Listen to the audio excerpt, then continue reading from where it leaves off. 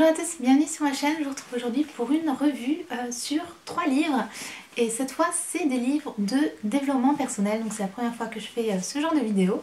Dites-moi ce que vous en pensez à la fin dans les commentaires. Je vais donc vous présenter 3 livres que j'ai lus récemment.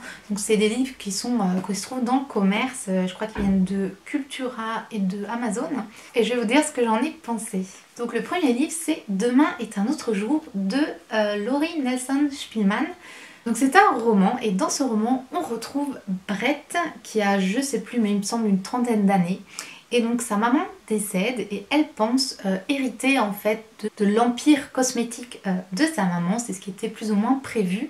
Sauf que dans le testament de sa maman, elle a mis une clause où sa fille ne pourra hériter de ses parts seulement après avoir accompli toute une liste de choses à faire en fait.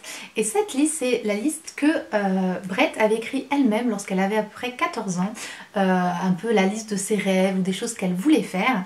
Et donc sa maman l'a plus ou moins modifiée et a laissé dans le testament qu'elle devait réaliser ces choses-là. Elle va être suivie par l'avocat de sa maman. Donc c'est super sérieux et en même temps humoristique vu les choses qu'elle doit réaliser et que c'est pris tellement au sérieux par l'avocat et tout ça, mais on est vite pris au jeu dans ce roman qui est bien écrit. Moi j'ai complètement accroché à cette idée un peu de liste, ça me rappelle vraiment les romans d'ado pendant l'été, vous savez, un peu les choses à faire pour avoir le meilleur été et les filles qui accomplissent tout un tas de bucket list, de petites choses à réaliser pendant les vacances. Donc ça m'a fait un petit peu penser à ça et j'aime bien ce genre de roman léger. Et en même temps ça rappelle réellement l'essentiel dans la vie, qu'est-ce qui est réellement important et que parfois on est un peu bouché dans certaines situations qui nous semblent correctes. Par exemple cette fille elle est en couple, elle a un travail, voilà, tout semble aller bien et au final en réalisant toutes ces choses elle va se rendre compte qu'en fait c'est pas la vie qu'elle rêve, c'est pas les choses qu'elle voulait accomplir. Ça nous montre aussi un petit peu les rêves d'enfant voilà, qu'on retrouve en étant adulte. Est-ce qu'on a toujours les mêmes rêves? Est-ce qu'on veut les réaliser? Est-ce qu'on les a pas plutôt mis de côté en se rangeant dans une vie conforme alors qu'en fait on était peut-être appelé à vivre sa vie autrement? Donc voilà, ça nous pose tout ce genre de questions. Voilà, j'ai trouvé qu'il était bien écrit, hyper facile à lire, super sympa et donc je le conseille, je l'ai beaucoup aimé. Ensuite, dans un registre complètement différent, c'est un best-seller que vous connaissez probablement, c'est L'Alchimiste de Paulo Coelho. Donc ce livre, il est sur ma liste depuis super longtemps puisqu'il est tellement connu. Et en plus, il est tout petit et vraiment facile à lire.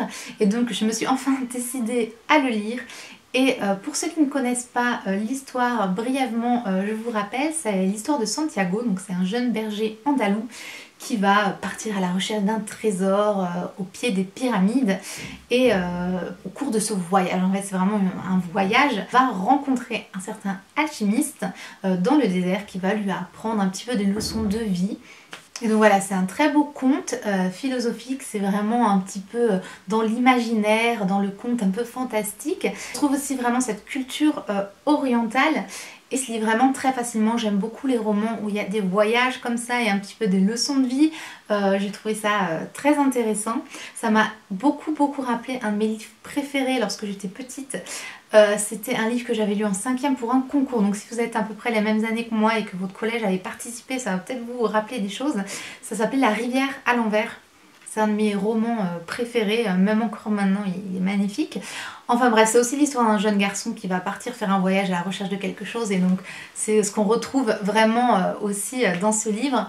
Mais voilà, j'ai beaucoup aimé le concept et le fait de prendre un peu un moment pour repenser à la vie différemment. Voilà, après on prend ce qu'on a envie de prendre de ces idées et de ce livre, mais j'ai beaucoup apprécié sa lecture. Et pour terminer, on a un roman qui ressemble légèrement au premier, c'est un peu dans la même lignée, qui s'appelle Ta deuxième vie commence quand tu comprends que tu n'en as qu'une, de Raphaël Giordano. Et donc ce livre c'est aussi un roman. Mais bon, je reviendrai dessus plus tard. Mais pour l'histoire, on retrouve Camille qui a 38 ans. Et voilà, pareil, sa vie posée, on pense que tout va bien. Et donc elle va rencontrer quelqu'un qui va se présenter comme un routinologue. Donc elle ne le connaît pas du tout. Et voilà, il va dire que c'est repenser sa façon de vivre et ne plus être dans la routine, en gros. Enfin, je sais pas si c'est ça la description, mais voilà, en quelque sorte. Et voilà, de fil en aiguille, elle va finalement faire appel à ses services. Et voilà, il va la suivre et lui proposer tout un sorte de tout plein de défis dans sa vie à mettre en place pour au final ne plus être dans la routine et en fait changer sa vie complètement. Voilà, c'est un livre qui se lit facilement, il n'est pas très long, voilà, il est facile à lire. Ce qui m'a légèrement dérangé, c'est déjà le personnage principal, j'ai pas super accroché avec, donc cette fameuse Camille que j'ai trouvée un peu naïve, un peu... voilà, bon, j'ai pas trop accroché à son personnage. Et la deuxième chose, c'est que c'est vraiment un livre qui a été prévu comme développement personnel, donc avec des conseils de développement personnel, et qui a essayé d'être mis sous forme de roman. Donc c'est pas un roman à 100% où on est à fond dans l'histoire, etc. Ça fait un petit peu... plutôt je donne des conseils et j'essaie de, voilà, de l'enrober dans un roman. Après, si on le sait et que voilà, on le lit pour prendre un peu les conseils de développement personnel et en même temps on a une histoire bien sympa, dans ce cas ça marche tout à fait, sauf que je le savais pas spécialement avant de le lire et donc j'ai trouvé un petit peu grossièrement fait, mais ceci étant dit, c'est quand même un roman sympa et bien écrit, on peut pas dire qu'il est nul non plus. Les conseils sont très bien, certaines choses peut-être déjà vues, mais il y a quand même plein de conseils voilà, qui sont très faciles entre guillemets à mettre en place parce qu'ils sont très pratiques et vous les retrouvez à la fin, il me semble, à la fin de du livre. Vous avez un petit, comme un petit lexique où vous avez un peu tous les points principaux qui ont été abordés. Souvent c'est un peu des notions de vocabulaire qui sont ici vraiment définis, comment faire ceci. Tiens, elle paye d'un carnet de gratitude, je vais dire par exemple, qu'est-ce que c'est, comment on le fait, etc. Et donc ce qui est sympa, c'est que vous retrouvez tout à la fin, donc c'est super, super sympa. Et voilà, si vous êtes à fond, vous pouvez aussi noter après à chaque page où c'est le routinologue qui parle et qui lui donne les conseils, etc. pour après les appliquer dans votre vie. Ça donne, voilà, encore une fois, juste des petites clés à mettre ou pas en place dans sa vie et ça peut un peu nous aider à avancer. Voilà, moi j'aime bien toujours prendre des petites idées qui me correspondent, qui vont avec mes valeurs et mes pensées et les utiliser. Et donc voilà, c'est pour ça que j'aime bien lire ce genre de roman. Et donc voilà pour cette revue sur ces 3 livres. Dites-moi si vous en avez lu un des 3. Ils sont quand même assez... sur ces deux-là, on les voit un peu partout dans les kiosques. Puis bon, la chimiste est méga connue. Donc voilà, dites-moi ce que vous en avez pensé. Si vous aimez lire, faites un petit tour sur ma chaîne. J'ai une tonne de revues sur plein de différents livres.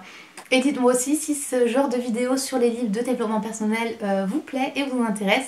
Dites-moi tout ça dans les commentaires. Si vous avez aimé, n'oubliez pas de liker et de vous abonner à ma chaîne, ça me ferait très plaisir. Moi je fais plein de bisous et je vous dis à la prochaine. Ciao.